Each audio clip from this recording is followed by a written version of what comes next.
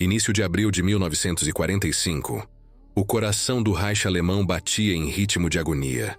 Nas frentes oriental e ocidental, os exércitos aliados fechavam um cerco de aço e fogo. Enquanto a maioria do mundo ainda via a guerra em tons de cinza, um homem, George Stevens, capturava o crepúsculo nazista em cores vivas e perturbadoras. Ele era um cineasta de Hollywood, major do exército dos Iowa, e comandava uma pequena unidade de filmagem das forças aliadas. Sua missão: documentar a vitória para a posteridade com sua câmera 16mm e o raro filme Kodachrome. As imagens que ele registraria não seriam apenas um registro militar. Seriam um testemunho humano, saturado da cor crua de uma civilização em colapso. A equipe de Stevens estava anexada ao quartel-general do 12º Grupo de Exércitos do general Omar Bradley. No dia 9 de abril, eles se encontravam na pacata cidade de Bad Wildungen, um reduto que havia sido poupado dos bombardeios mais severos. A guerra parecia distante, mas seu cheiro impregnava o ar. O objetivo naquele dia era filmar o general Bradley em seu posto de comando, um contraste deliberado entre a normalidade do comando e o caos da frente de batalha. Bradley, o pragmático soldado dos soldados, posou para as câmeras de Stevens estudando mapas. Seu rosto sério, um reflexo do peso de 1 milhão de vidas sob seu comando. As cores do filme capturavam o verde opaco de seu uniforme, o marrom ricamente envernizado da mesa de operações, os traços vermelhos e azuis que riscavam os mapas e representavam divisões inteiras em avanço. Era uma cena de ordem meticulosa, mas Stevens sentia que a verdadeira história estava nos interstícios, nas expressões dos soldados comuns, nos olhares perdidos dos civis alemães. Foi em Bad Wildungen que a lente de Stevens começou a perseguir as micro-histórias. Ele filmou crianças alemãs, magras e de rostos pálidos, observando com curiosidade silenciosa os tanques americanos que rolavam sobre seus paralelepípedos.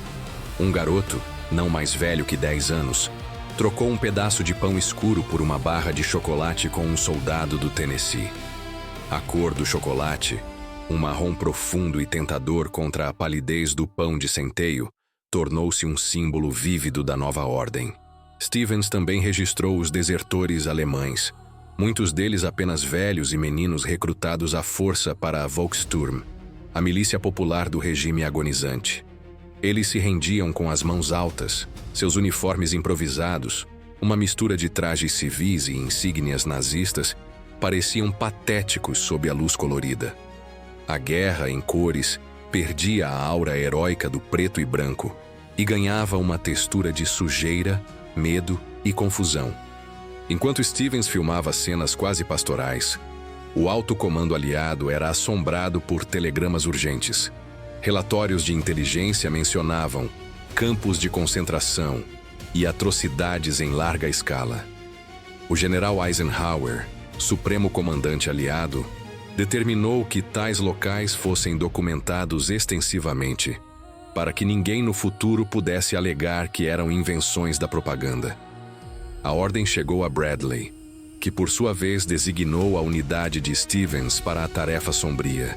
A guerra estava prestes a revelar sua face mais abjeta. No dia 15 de abril, a equipe chegou a Nordhausen. O que eles encontraram lá estava além de qualquer imaginação hollywoodiana. O campo de concentração de Mittelbau-Dora, um complexo de túneis subterrâneos onde prisioneiros trabalhavam até a morte na fabricação dos foguetes V2, era uma visão dantesca. A primeira coisa que atingiu Stevens e seus homens foi o cheiro, um odor acre de morte, excrementos e desinfetante barato, que parecia grudar na pele e na roupa. E então, as cores do inferno. As lentes da câmera de Stevens capturaram pilhas de corpos esquálidos, a pele branca como giz manchada de sujeira, os uniformes listrados de azul e branco, agora trapos imundos. Os olhos dos sobreviventes, profundamente encovados, pareciam buracos negros em rostos cadavéricos. A cor dos cabelos embaraçados, a terra marrom, o céu cinza que testemunhava em silêncio, Tudo era intensamente real, cru e insuportavelmente vívido. Stevens, o diretor que comandara as filmagens de comédias leves, operou sua câmera com uma frieza mecânica, um escudo contra o horror que se desdobrava diante de seus olhos. Ele focou em detalhes. Uma mão ossuda tentando segurar um cigarro oferecido por um soldado. Os pés inchados e descalços de um homem deitado no chão de terra batida. O olhar vazio de um prisioneiro que já não parecia capaz de ver ou compreender sua própria libertação. Em seu diário, ele escreveria mais tarde: "As cores aqui são um pesadelo. O azul do céu é uma ofensa. O verde da grama, uma ironia cruel. Só as cores da morte parecem apropriadas. O branco da pele, o preto dos olhos, o marrom da terra. Filmamos tudo. É nosso dever. Mas sinto que cada quadro rouba um pedaço da nossa alma." Os soldados americanos, endurecidos pela batalha, vomitavam ou choravam sem vergonha. A guerra de conquista territorial havia se transformado em um instante em uma missão de redenção moral. À medida que as forças americanas avançavam, outro fenômeno macabro chamou a atenção de Stevens: a epidemia de suicídios. Em cidades e vilarejos, os americanos encontravam famílias inteiras mortas, muitas vezes com os corpos ainda vestindo seus melhores trajes. Era o Selbstmord, o suicídio em massa incentivado pela propaganda de Goebbels sobre os horrores que os bárbaros bolcheviques e seus aliados ocidentais infligiriam aos alemães. Stevens filmou uma cena particularmente chocante em uma casa de classe média em uma cidade sem nome. Na sala de estar, imaculadamente arrumada, um homem, uma mulher e duas adolescentes estavam deitados no sofá, como se dormissem. Garrafas vazias de veneno estavam sobre a mesa de centro. Eles haviam escolhido uma morte ordenada, limpa, em contraste gritante com a morte desordenada que Stevens testemunhara em Nordhausen. A cor dos vestidos das meninas, um rosa pálido e inocente, tornava a cena ainda mais grotesca. Essas imagens eram um testemunho silencioso do poder letal da ideologia nazista, que continuava a matar mesmo quando o regime desmoronava. O avanço inexorável levou os americanos ao Reno. A famosa ponte Ludendorff, em Remagen, capturada intacta em um golpe de sorte em março, havia desabado dias antes, mas sua captura ainda era um ponto de virada crucial. Stevens filmou as operações de travessia do rio, com engenheiros construindo pontes flutuantes sob fogo esporádico. As águas marrons e turbulentas do Reno, outrora uma barreira natural sagrada para a Alemanha, eram agora apenas mais um obstáculo a ser vencido. Ele registrou os rostos sujos de fuligem dos soldados, a cor verde-oliva dos jipes e tanques anfíbios, as explosões de artilharia que manchavam o céu de preto e laranja. A guerra, aqui, ainda era um assunto convencional, mas a memória de Nordhaven pairou sobre cada quadro filmado. No dia 25 de abril, um evento de profundo significado simbólico ocorreu. Na cidade de Torgau, às margens do rio Elba, tropas do 609º Regimento de Infantaria do Exército dos Yafoner encontraram-se com avançadas do 58ª Divisão de Guardas do Exército Vermelho Soviético. O coração da Alemanha nazista estava agora cortado ao meio. Stevens e sua equipe voaram para o local para documentar o histórico encontro. As cores de seu filme capturaram a cena de maneira única. O marrom dos casacos de couro dos soldados soviéticos, contrastando com o verde dos uniformes americanos. Eles se cumprimentaram com apertos de mão, abraços desajeitados e brindes com vodka e uísque. Houve danças, cantorias e uma euforia genuína. Um soldado americano de origem russa serviu de intérprete, suas lágrimas rolando livremente enquanto abraçava um compatriota de um exército aliado. Stevens filmou as mãos entrelaçadas, os sorrisos largos, os chapéus trocados. Era um momento de pura alegria humana, um respiro no meio do pesadelo. O correspondente de rádio Edward R. Murrow, que também estava presente, descreveria a cena em uma de suas transmissões, mas as cores de Stevens acrescentaram uma camada de veracidade que as palavras sozinhas não podiam transmitir. A Alemanha de Hitler estava encurralada, enquanto os soldados celebravam em Torgau. Nos escalões mais altos do poder, uma tragédia pessoal e política se desenrolava. No Führerbunker, em Berlim, Martin Bormann, o secretário pessoal de Hitler e uma das figuras mais poderosas do Reich, rabiscava entradas em seu diário, um registro claustrofóbico de um mundo em colapso. No mesmo dia 25 de abril, ele anotou: "A situação piora a cada hora. O Führer permanece incrivelmente calmo. Berlim está cercada. As pontes sobre o Elba em Torgau foram tomadas pelos russos. O fim se aproxima." Enquanto Bormann escrevia em Washington, um homem muito diferente recebia a notícia da junção em Torgau. O vice-presidente Harry S. Truman, ainda um homem à sombra de um presidente doente, Franklin D. Roosevelt, que morrera menos de 2 semanas antes, foi informado do desenvolvimento. A notícia era um alívio tático, mas Truman mal podia imaginar o fardo que em breve herdaria, incluindo a decisão de usar uma nova e terrível arma.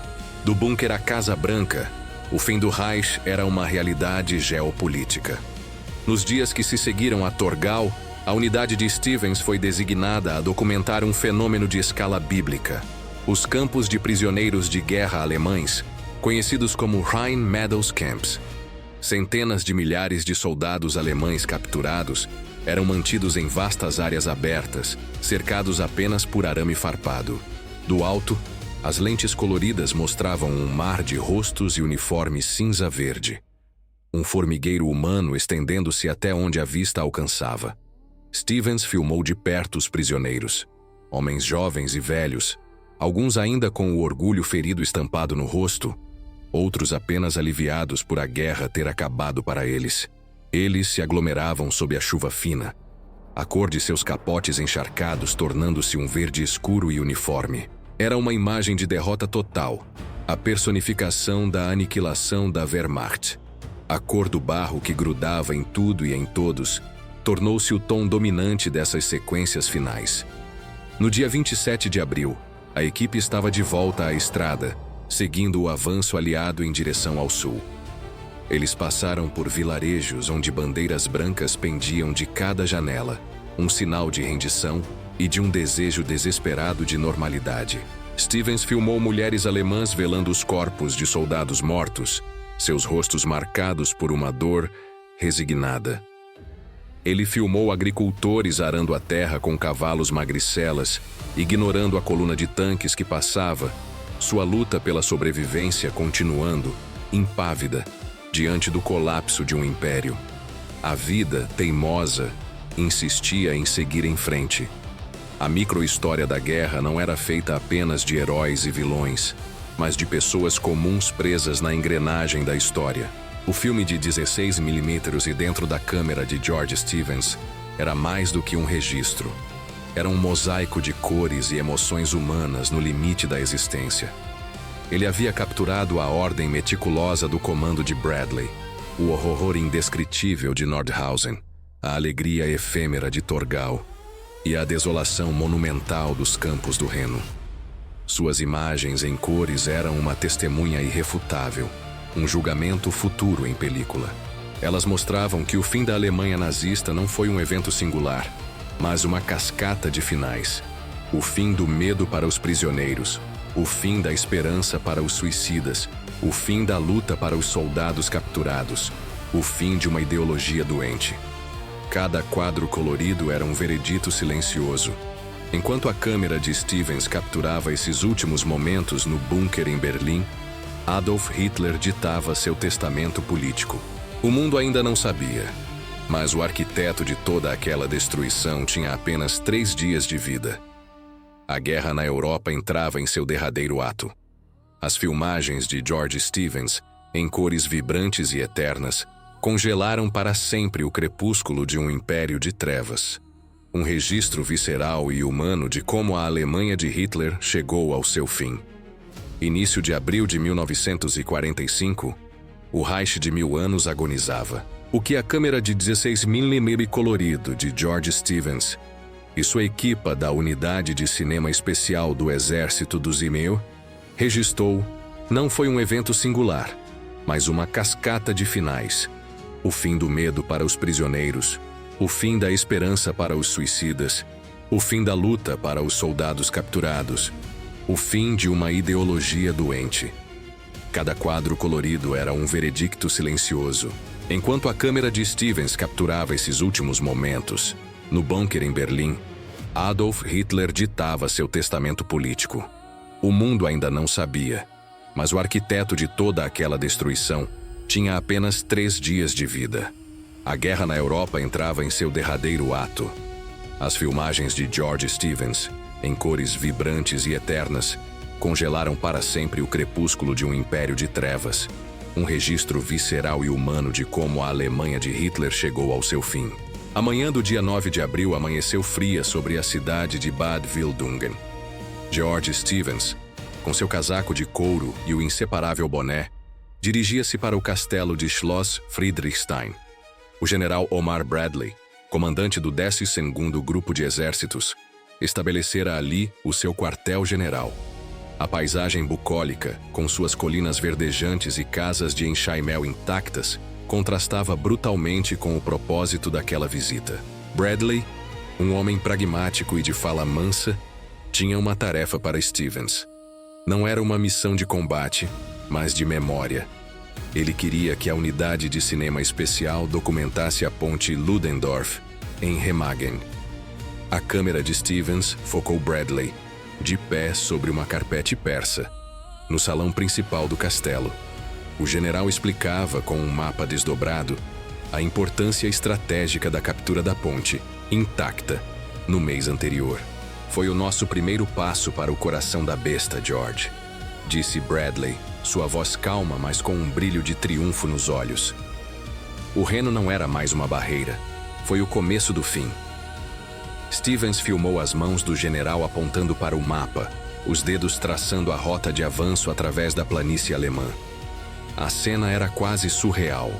A guerra, com toda a sua brutalidade, sendo planeada e discutida em meio a tapeçarias seculares e móveis barrocos. Enquanto a lente capturava aquele momento, um oficial entregou um telegrama a Bradley.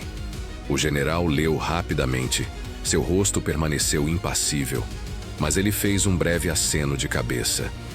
Stevens nunca soube o conteúdo da mensagem, mas aquele gesto silencioso, registrado em filme, encapsulava a imensidão da máquina de guerra que ele comandava. Naquele mesmo dia, a poucas centenas de quilômetros dali, a guerra mostrava sua face mais grotesca. A unidade de Stevens chegou às portas do campo de concentração de Mittelbau-Dora, próximo à cidade de Nordhausen. O que os olhos dos homens viram e a câmera registrou desafiava qualquer descrição. O ar, pesado e doce, era o primeiro indício. Depois, as formas. Corpos esqueléticos vestidos com farrapos listrados, deitados em camas superpostas ou simplesmente amontoados no chão de barracões imundos. Os olhos desproporcionalmente grandes nas caveiras vivas fitavam a câmera com um vazio que era ao mesmo tempo uma acusação e uma súplica. Stevens, normalmente um diretor calmo e controlado, deu ordens secas. Filmem tudo, cada centímetro, cada rosto. A câmera percorreu os barracões, um inventário macabro da desumanidade. Focou os pés inchados e gangrenados, as costelas salientes sob a pele pálida, as pilhas de cadáveres empilhados como lenha à espera da fogueira. Um soldado americano jovem, não devendo ter mais de 18 anos, virava-se e vomitava silenciosamente contra uma parede. A câmera não se deteve nele, mas a sua presença na moldura da cena era um testemunho do impacto. Stevens ordenou que os habitantes de Nordhausen fossem trazidos à força para o campo. A câmera capturou os rostos pálidos e horrorizados dos civis alemães, homens e mulheres bem alimentados, sendo obrigados a carregar os corpos esqueléticos para valas comuns. Era uma justiça primitiva, um espelho brutal sendo colocado diante deles. Um velho alemão, com as mãos sujas de terra e morte, fitou a lente. Seus olhos não mostravam arrependimento, mas um medo profundo e um ressentimento mudo. A cor do filme tornava a cena ainda mais chocante.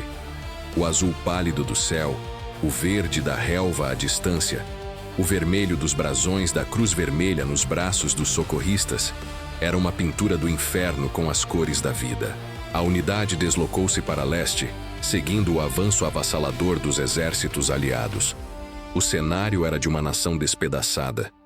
Estradas entupidas de refugiados, colunas intermináveis de soldados alemães rendidos, com os rostos marcados pelo alívio e pela vergonha. A câmera de Stevens adorava esses momentos de micro-história. Focou um soldado alemão idoso, com a sua túnica surrada, oferecendo um pedaço de pão a uma criança alemã que observava a coluna passar. A criança hesitante pegou no pão e correu. O soldado sorriu, um sorriso triste e cansado, antes de continuar a sua marcha para o cativeiro. No dia 15, a equipa estava nas margens do rio Elba, perto da cidade de Torgau. O ar estava carregado de uma expectativa diferente. Não era mais o cheiro da morte, mas o da história a ser feita. Do outro lado do rio estavam os soviéticos. A ordem era aguardar. O comando aliado queria coordenar o primeiro encontro oficial entre as tropas americanas e soviéticas. Um momento simbólico que selaria o destino da Alemanha nazi. Enquanto isso, Stevens filmou a paisagem pacífica do Elba, um rio largo e plácido que agora se tornava a linha de demarcação entre dois mundos. Soldados americanos brincavam com crianças alemãs, oferecendo-lhes chocolate. A cor do chocolate marrom contra as mãos pequenas e pálidas era uma imagem poderosa de um novo tipo de poder, não de destruição, mas de sedução. Nesse interlúdio, as notícias de outros lugares chegavam por rádio. O correspondente Edward R. Murrow, cuja voz era familiar a milhões de americanos, transmitia de Londres. Ele não descrevia batalhas, mas o que chamou de a colheita amarga da loucura. Falava dos campos de Buchenwald, de Bergen-Belsen. Suas palavras, graves e precisas, ecoavam o que a câmera de Stevens já tinha visto e registrado. "Por favor, acreditem no que vos digo", implorou Murrow ao seu público. "Eu relatei o que vi e ouvi, mas apenas uma parte. Para a maior parte, não tenho palavras." A transmissão de Murrow era o áudio que acompanhava as imagens mudas de Stevens. Enquanto os soldados à beira do Elba aguardavam um momento de triunfo, o mundo começava a compreender a dimensão monstruosa do que estava a ser derrotado. O dia 25 de abril amanheceu com um sol forte. A unidade de cinema especial estava em posição, as lentes das câmeras apontadas para o rio. Pequenos botes começaram a cruzar o Elba. Eram soldados soviéticos, com os seus uniformes distintos e os fuzis PPSH. O encontro em Torgau foi coreografado, mas a emoção era genuína. Stevens filmou o tenente americano William Robertson e o tenente soviético Alexander Silvashko apertando as mãos. Os sorrisos eram largos, desdentados, cheios de uma alegria quase infantil. Eles abraçaram-se, bateram nas costas uns dos outros, trocaram botões de uniforme e chapéus. A câmera percorreu a cena. Soldados americanos e soviéticos compartilhando cigarros, mostrando fotografias das suas famílias, tentando comunicar-se com gestos. Um soldado soviético puxou um acordeão e começou a tocar uma música folclórica russa, melancólica e alegre ao mesmo tempo. Um americano tentou acompanhar com uma gaita. A cor tornava a cena vívida e real. O verde dos campos, o azul do céu, o vermelho vivo das bandeiras com a foice e o martelo contrastando com o verde oliva dos uniformes americanos. Era um momento de pura fraternidade humana, uma pausa triunfante no meio do pesadelo. Stevens sabia que aquelas imagens seriam históricas. Ele filmou os rostos dos homens, a fadiga e o triunfo misturados. Era o fim da luta para aqueles soldados. O inimigo estava agora encurralado, espremido entre os dois gigantes que se apertavam as mãos no meio da Alemanha. Enquanto a celebração acontecia em Torgau, em Berlim, a realidade era diametralmente oposta. Martin Bormann, o secretário pessoal de Hitler e uma das figuras mais poderosas do Terceiro Reich, escrevia no seu diário, datado desse mesmo dia: "A situação é clara. Berlim está cercada. O Führer acredita que ainda é possível salvar a situação. Nós que estamos aqui no bunker, sabemos que é o fim." O contraste não poderia ser mais gritante. As cores vivas da camaradagem no Elba contra o cinza betume da derrota no bunker. A esperança contra a desesperança absoluta. Nos dias que se seguiram ao encontro no Elba, a unidade de Stevens voltou a deslocar-se para oeste, para uma vasta área perto de Remagen, conhecida como os Prados do Reno, o Rheinwiesenlager.